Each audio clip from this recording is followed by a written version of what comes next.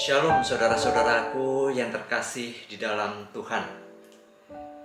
Banyak hal di dalam kehidupan kita yang membuat kita menjadi tidak puas, membuat kita merasa khawatir, cemas, kehidupan kita menjadi tidak tenang, yang membawa kita menjadi kehilangan sukacita. Belum lagi kita diperhadapkan dengan masalah mood kita yang sering memunculkan bad mood ketimbang good mood. Persoalan yang kita hadapi semakin bertumpuk. Satu belum selesai, muncul masalah lainnya. Bagaimana kita menyikapi kondisi seperti ini?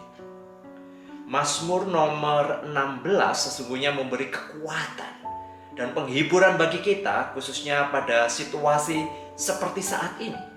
Saya akan membacakan dari Mazmur nomor 16 ini, dari ayat yang pertama sampai yang ke-6 terlebih dahulu. Demikian firman Tuhan.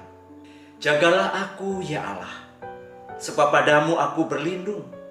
Aku berkata kepada Tuhan, Engkaulah Tuhanku, tidak ada yang baik bagiku selain Engkau. Orang-orang kudus yang ada di tanah ini, merekalah orang mulia yang selalu menjadi kesukaanku. Bertambah besar kesedihan orang-orang yang mengikuti Allah lain. Aku tidak akan ikut mempersembahkan korban curahan mereka yang dari darah, juga tidak akan menyebut-nyebut nama mereka di bibirku. Ya Tuhan, Engkaulah bagian warisanku dan pialaku. Engkau sendirilah yang meneguhkan bagian yang diundikan kepadaku. Tali pengukur jatuh bagiku di tempat-tempat yang permai. Ya, milik pusakaku menyenangkan hatiku. Dalam menghadapi situasi yang sulit, namun Daud memiliki sebuah kepercayaan yang luar biasa kepada Tuhan. Mempercayakan hidup kepada Tuhan adalah melebihi dari apapun yang ia miliki dan ia percayai. Daud tahu bahwa ketika ia menyerahkan hidupnya, hidup untuk Tuhan, itu tidaklah mudah. Dia tidak dibebaskan dari pergumulan atau masalah. Realitanya ia juga mengalami banyak sekali kesulitan-kesulitan. Namun Daud belajar untuk tetap setia kepada Tuhan. Daud percaya bahwa Tuhan tidak akan meninggalkan dirinya. Maka di dalam melewati setiap pergumulan, Daud belajar untuk memahami rencana Tuhan dan belajar untuk melihat kedaulatan Tuhan yang menyertai hidupnya. Mazmur 16 ini mengajar kita bahwa ketenangan dan sukacita yang sejati hanya terjadi bila Tuhan menjadi tempat perlindungan dan menjadi harta yang paling berharga di dalam hidup kita. Ketika Tuhan menjadi tempat perlindungan, kita akan merasa aman, sebab naungan kasih-Nya senantiasa melingkupi kita. Seperti yang tertulis di dalam terjemahan BIS berkata demikian. Jagalah aku ya Allah, sebab padamu aku berlindung. Aku berkata, Engkaulah Tuhanku, kebahagiaanku. Tak ada yang melebihi Engkau. Bersama Tuhan Daud mengalami kepuasan, sebab Tuhan adalah bagian yang ia menyebutnya bagian warisanku dan pialaku. Seperti yang ia nyatakan di dalam ayat yang kelima. Tentu ini berbeda dengan rasa puas yang ada di dalam diri kita. Mari coba kita renungkan. Bukankah rasa puas yang kita miliki seringkali tidak bertahan lama? Lambat namun pasti kita akan mulai merasa bosan. Itu terjadi karena kita melihat dan memiliki keinginan yang lain yang kita anggap itu akan memberi kepuasan yang baru. Dan ternyata seringkali hal yang baru itu pun akan menjadi sama dengan yang sebelumnya. Tidak memuaskan. Saudara, Mazmur ini sesungguhnya mengajar kepada kita bahwa dalam segala situasi hidup kita, ada Allah yang senantiasa memberi perlindungan bagi umatnya, bahwa ia akan terus memimpin dan memberikan kekuatan kepada orang-orang percaya. Saya akan membacakan ayat berikutnya, yaitu ayat 7 hingga ayat yang ke-11 di dalam bagian ini. Aku memuji Tuhan yang telah memberi nasihat kepadaku.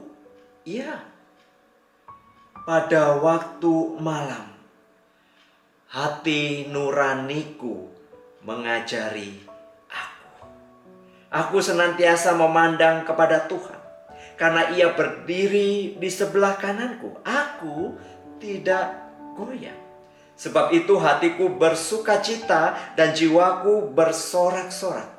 Bahkan tubuhku akan diam dengan tentram, sebab Engkau tidak menyerahkan aku ke dunia orang mati, dan tidak membiarkan orang kudus-Mu melihat kebinasaan. Engkau memberitahukan kepadaku jalan kehidupan. Di hadapan-Mu ada sukacita berlimpah-limpah. Di tangan kanan-Mu ada nikmat senantiasa. Hidup dekat dengan Allah menjadi satu sumber hidup dan kesukaan bagi pemazmur. Lalu bagaimana dengan kita? Apa yang menjadi kesukaan di dalam kehidupan kita? Saudara, bukankah yang Tuhan Yesus nyatakan kepada kita itu adalah luar biasa? Bukankah di dalam Kristus kita mendapat kepenuhan yang sejati? Bahkan oleh karena kasih-Nya, Kristus sudah datang ke dalam dunia. Bahkan ia menyerahkan nyawanya untuk menggantikan kita, menjadikan kita milik kepunyaannya. Bukankah Yesus menyatakan bahwa dirinya adalah jalan, kebenaran, dan hidup? Saudara, ingatlah, iman Kristen tidak membebaskan kita dari masalah. Namun, saudara, di dalam menghadapi masalah, kita semakin melihat kasih, melihat kebaikan, dan penyertaan Allah. Ketika kita menjadikan Kristus menjadi harta tertinggi di dalam kehidupan kita, sesungguhnya kita akan dipuaskan dengan sukacita surgawi sekarang dan selama-lamanya. Saudara, beberapa pertanyaan berikut kiranya menolong kita untuk semakin mengenal dan mengalami kasih Tuhan, khususnya dengan situasi yang kita alami sampai hari ini. Hal yang pertama, hal apa yang sering membuat Anda gelisah dan menjadikan Anda kehilangan sukacita di dalam hidup Anda secara pribadi? Saya beri contoh, misalnya masalah penyakit Anda, mungkin masalah keuangan Anda, mungkin masalah relasi Anda dengan pasangan Anda atau dengan anak-anak atau dengan orang tua Anda. Mungkin yang menggelisahkan Anda adalah masalah pekerjaan atau masalah COVID ini, atau yang lainnya. Silakan saudara boleh menuliskannya itu. Pertanyaan yang kedua, bacalah kembali Mazmur nomor 16 ini. Bagaimana Daud menyebut Tuhan di dalam hidup pribadinya? Misalnya saya beri contoh ya di dalam ayat yang pertama. Jagalah aku ya Allah, sebab padamu aku berlindung. Dia menyebut Tuhan menjadi Tuhan tempat perlindungan. Seperti itu.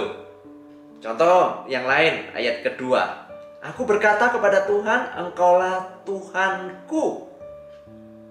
Daud menyebut Tuhan, Engkaulah Tuhanku. Saudara bisa melanjutkan dengan ayat-ayat berikutnya. Siapa Tuhan bagi Anda? Silakan saudara menuliskan itu.